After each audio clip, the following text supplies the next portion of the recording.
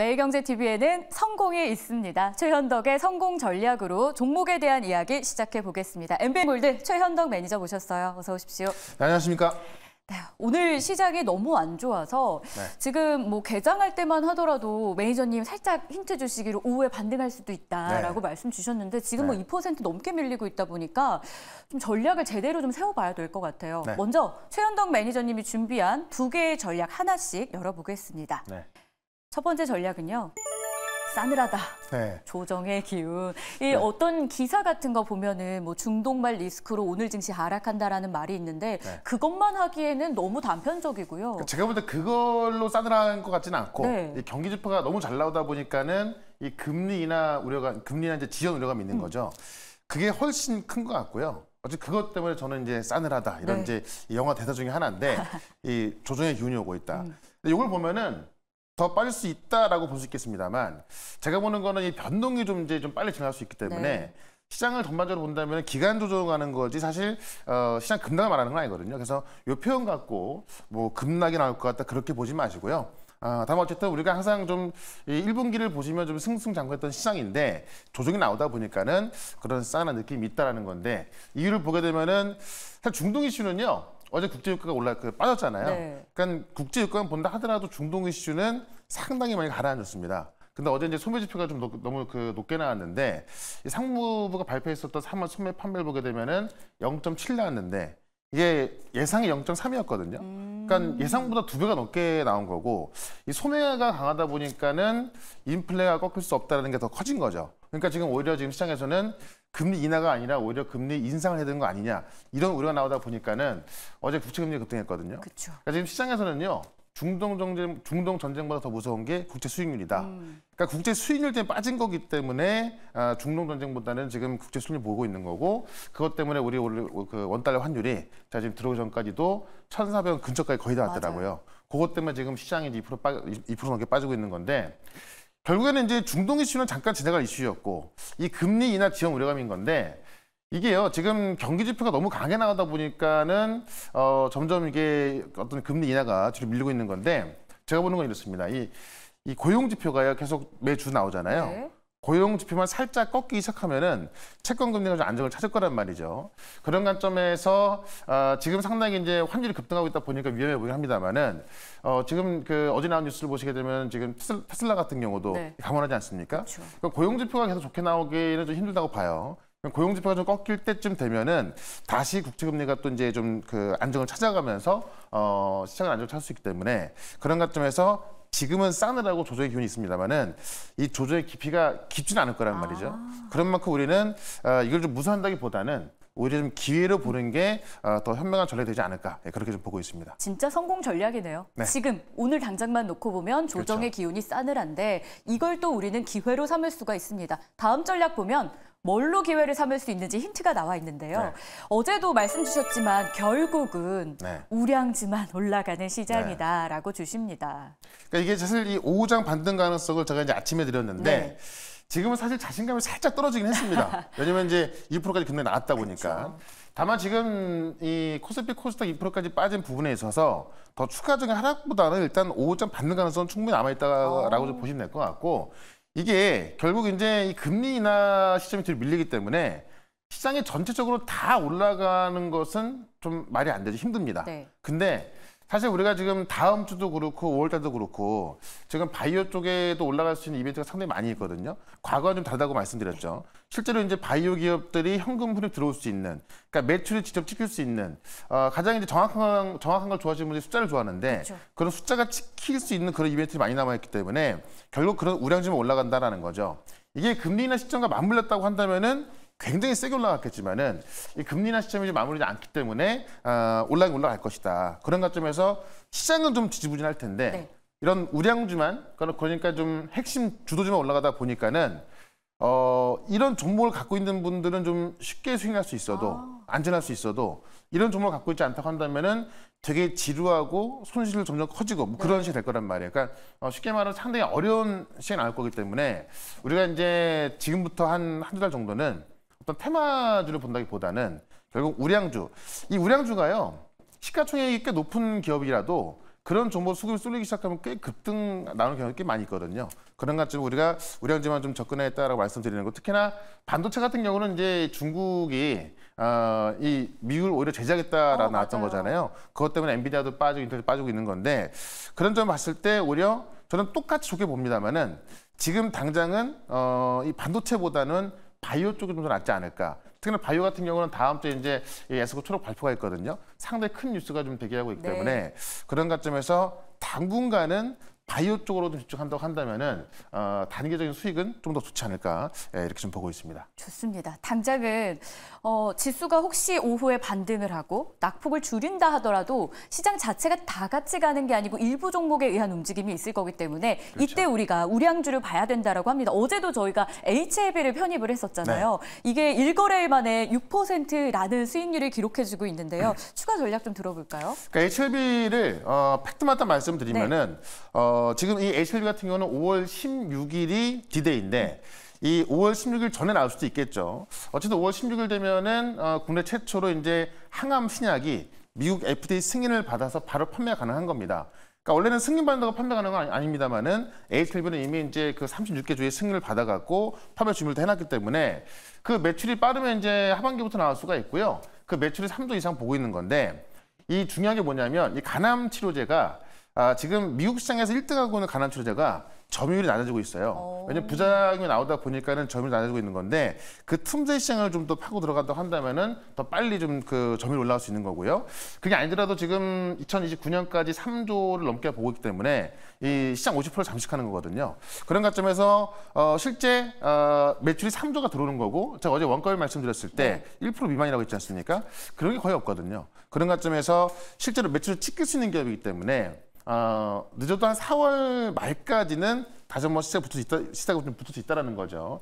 그런 관점에서 오늘 시장 빠지면서 좀 약간 조정이 나오고 있습니다만은 어제도 강했던 종목 아니었습니까? 오히려 이 조정 나왔을 때도 좀 매수 관점으로 접근한다면 꽤 괜찮은 수익 기대할 수 있겠다라고 말씀드리면서 여전히 목표가 12만 원까지는 좀 편안하게 보유해보자 이렇게 정리해 보겠습니다. HLB 어제 편입했는데 1거래일 만에 6%라는 수익률을 보여줬는데요. 오늘 살짝 시장 조정과 함께 하락을 하고는 있는데 이게 오히려 어제 매수 못한 분들에 대한 매수 기회가 될 수 있다. 참고해 보시길 바라겠습니다.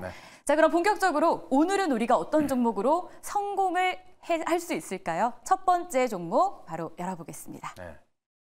최현동 매니저의 선택은요. 제약바이오로 다시 한번 겹쳐졌습니다. GI 이노베이션인데 역시 10만 군데를 30만 군데로 군인은 많을수록 그쵸. 승리의 가능성이 높잖아요. 근데 말이 10만 군데, 30만 군데지 이게 상당히 어려운 거거든요. 그쵸. 그러니까 GI 이노베이션 같은 경우는 쉽게 말씀드리면 면역 세포 숫자를 3배 늘려준다는 건데 지금 이 전 세계 의약품 1등 하는 게 키투르다라고 하는 면역 항암제거든요.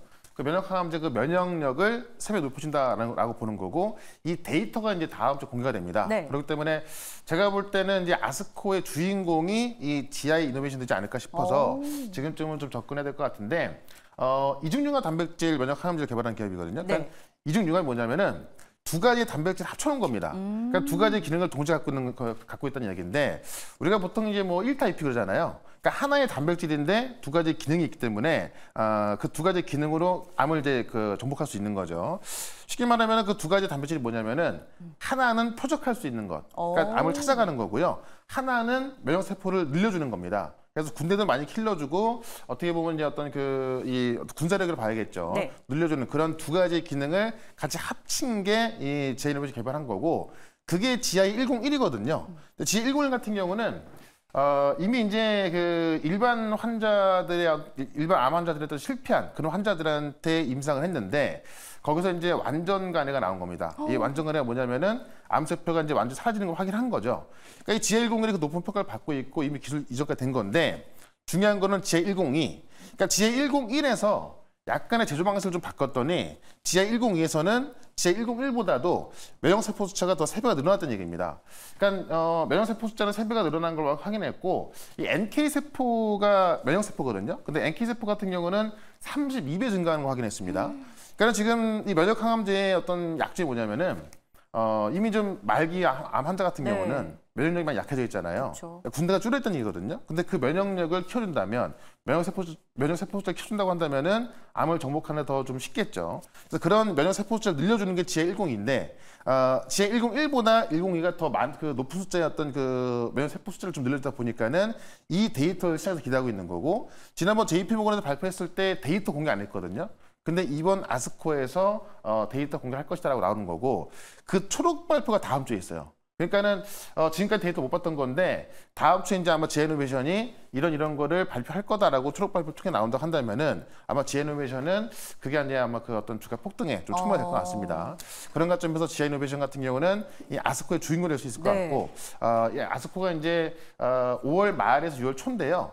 초록 발표가 다음 주에 있는 만큼 우리가 이번 주부터는 좀 관심을 좀 가져야 될 것 같습니다. 이번 주부터 관심을 시작할 GI 이노베이션이었습니다. 네. 어쨌건 우리가 항암 치료를 본격적으로 들어가려면 환자 입장에서 건강해야 그 치료도 받을 수 있는 그렇죠. 거잖아요. 근데 그 면역 세포를 늘려주는 군대가 계속 늘어나고 있는 기술력을 가지고 있습니다. 그렇죠. 목표 주가 한번 설정해 주시죠. 네, 목표 주가가 제가 좀 높게 잡았는데 네. 사실 이런 기술 이전 경력, 그러니까 기술 이전 레퍼런스도 있고 실제로 이제 면역 세포를 늘려주는 등의 데이터가 나왔을 때는 제가 볼 때는 이제 다른 바이오 기업들과 비교했을 때 1조는 좀 넘어갔다라고 보고 있는 건데 지금 지에노베이션 그 시가총액 보시면은 한 5천억, 6천억밖에 안 되거든요. 네. 그런 관점에서 정고점은 충분히 넘어갈 수 있겠다라고 말씀드리겠고 차트를 좀 보시면은 이 정고점까지 얼마 안 남아 있거든요. 네. 그런 관점에서 정고점을 훨씬 뛰어넘는 그 수준으로 좀 보시면 될 것 같고요.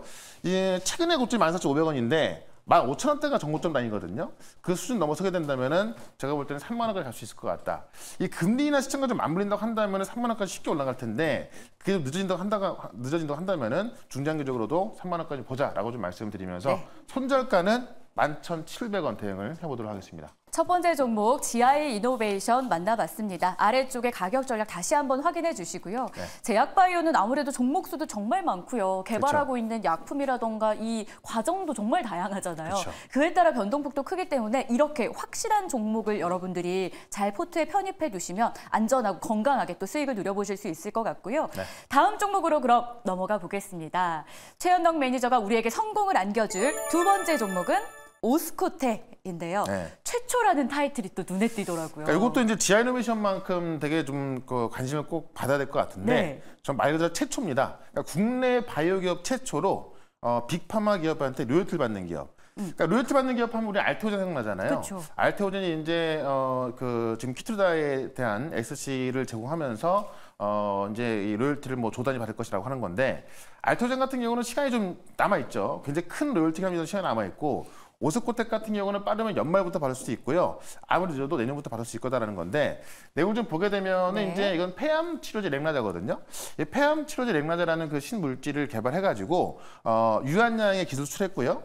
유한양행이 얀센의 기술 수출해서 그걸 지금 이제 임상을 통해서 결과가 나오고 있는 겁니다. 그래서 그게 지금 리브리벤트하고 레이저티닙인데 오스코텍이 개발한 게 레이저티닙이고요.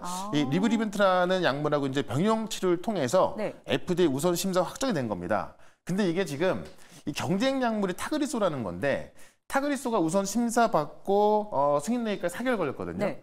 그 4개월로 본다고 한다면은 이 오스코텍 레이저티닙 같은 경우는 승인이 6월 달로 보는 겁니다.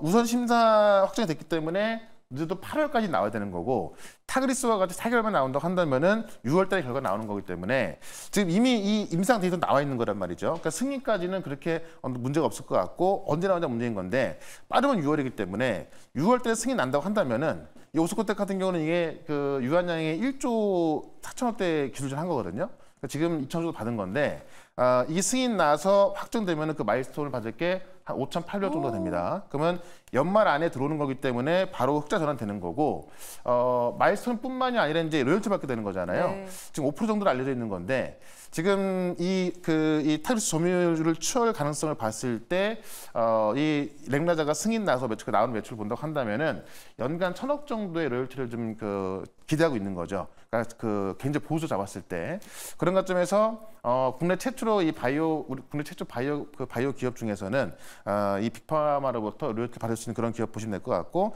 특히나 지금 그 타그리소 점유율 추월 가능성이 뭐냐면은 이 암 치료제 같은 경우는 어떤 그 시장을 양분하는 게 아니고 네. 어느 한쪽에 효과가 좋다고 한다면 그쪽으로 싹 쏠린다고 합니다. 지금의 데이터로는 지금 이 리브리번트와 레이저틴이 어떤 그 배용 치료 효과가 타그리스보다 더 높은 걸로 나오고 있거든요. 그런 관점에서 지금 타그리스 시장을 다 점유할 수 있을 것이다. 그런 기대감이 있기 때문에 실제 될지 안 될지 모르겠으면 실제로 이제 보수적으로 그 자반 그 로열티만 본다 하더라도 연간 1,000억 정도이기 때문에 1,000억이 매년 들어오는 거예요. 한 번 들어오고 마는 게 아니라. 대단하네요. 네. 그런 관점에서 이것도 역시나 과거의 바이오 기업들이 어떤 임상 기대감 때문에 올라갔던 기업이라면 지금은 실제 돈이 들어오는 숫자가 찍힐 수 있는 그런 기업이기 때문에 이 오스코텍 같은 경우도 지금 좀 우리가 관심을 좀 가져봐야겠다. 이렇게 설명을 좀 드려보도록 하겠습니다. 현금 흐름, 이 제약바이오 안에서 그걸 좀 찾아보자라고 앞서서 코멘트를 주셨는데요. 그렇죠. 숫자가 찍히는 올해 흑자 전환 기대감까지 가득 안고 있는 오스코텍인데요. 가격 전략 주시죠. 네, 지금 이제 그 주가를 보시면 단기적으로 좀 올라온 것으로 보입니다만은 작년 연말까지의 차트를 좀 보시게 되면은 네. 35,000원까지 갔다가 지금 이제 조정을 받는 거거든요.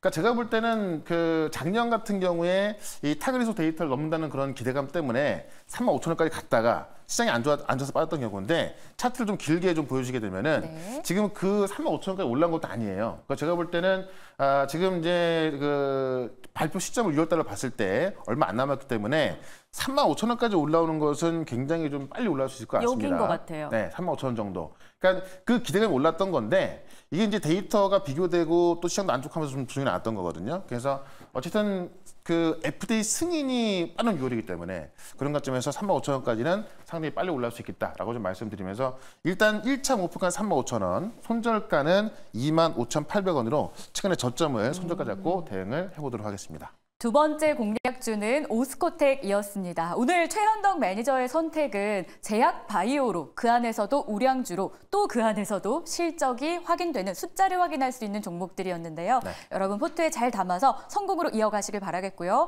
또 이 시간이 아쉬운 분들을 위해서 무료 방송이 준비되어 있습니다. 오늘은 4시죠?